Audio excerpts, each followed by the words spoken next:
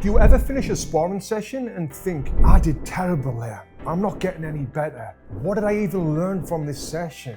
Well, if you do, that's pretty common, but also there's things that you can be doing inside of your sparring session that's not only going to help you perform better inside of that sparring session, but also going to help build your long-term boxing IQ. And this is a method that all successful boxers do, but coaches don't talk about this. Coaches don't really know about this. And if they do, it's very rare that they're passing this information on to you. Because I'm telling you, my friend, if you listen to this full video and you do exactly what I say, I will 100% guarantee you that you will perform better in sparring, not just for the short term in your next session, but I'm talking about long term, which is what we want. And what this is all about is analyzing yourself while you're inside of your sparring session. Now, I'm not talking about your sparring and you're analyzing everything about yourself. No, I'm talking about analyzing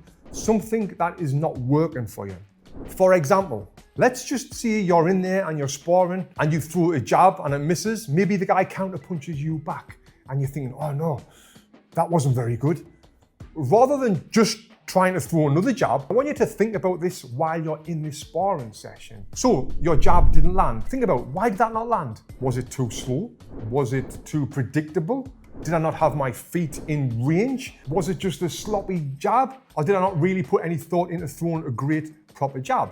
And then once you've thought about that, it's time to improve it. For example, that jab didn't land because you were too predictable. You were in just a constant rhythm. That's not gonna land. So what have you got to do? Well, you've got to be less predictable. How do you be less predictable when you're throwing a jab? Well, you've got to put a feint in front of that jab. So now what you're going to do, your next jab you're going to throw, you're going to put a feint in front of it and then throw the punch and then it will land. If it doesn't land, why? We're going to have to reanalyze that again. Chances are it was too slow or your feint wasn't believable. So what have we got to do? We've got to make a more believable feint and then we've got to throw a faster jab.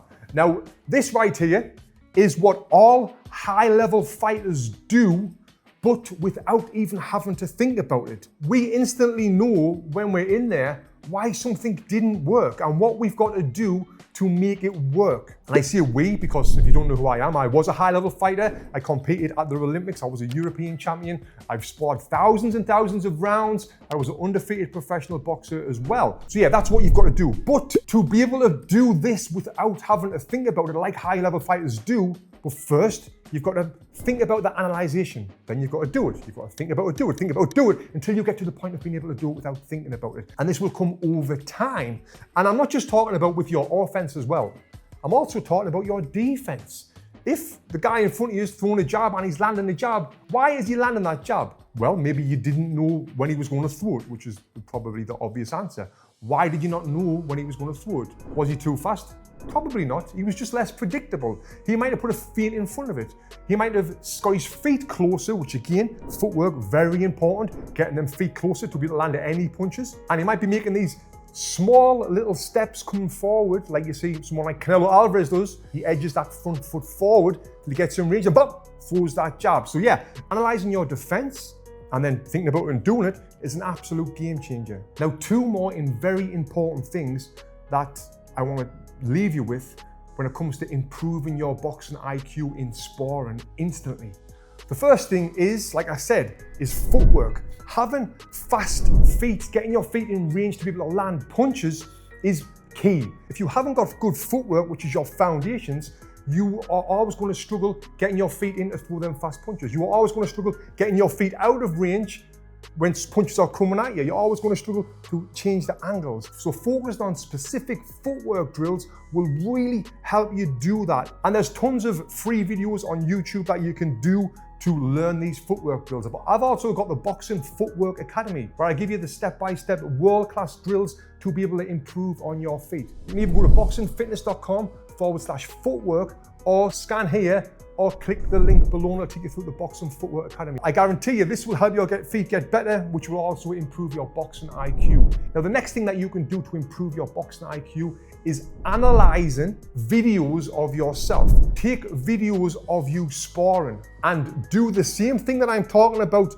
when I'm talking about in your head, where you think, why did that punch land? Was that too slow? Was that too predictable? Was it my feet not in range?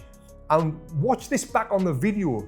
Write a list of things down that you can be working on, and them's the things that you should be working on in the gym every single session. And when you realize the things that you're doing wrong and you're working on them specifically, it's right then when you can improve that aspect of your training, and this is only going to help your full boxing IQ go up. Now, if you enjoyed this video, you should click here and watch this video next, because this one is also going to help you get better at boxing. So click here and watch this video next.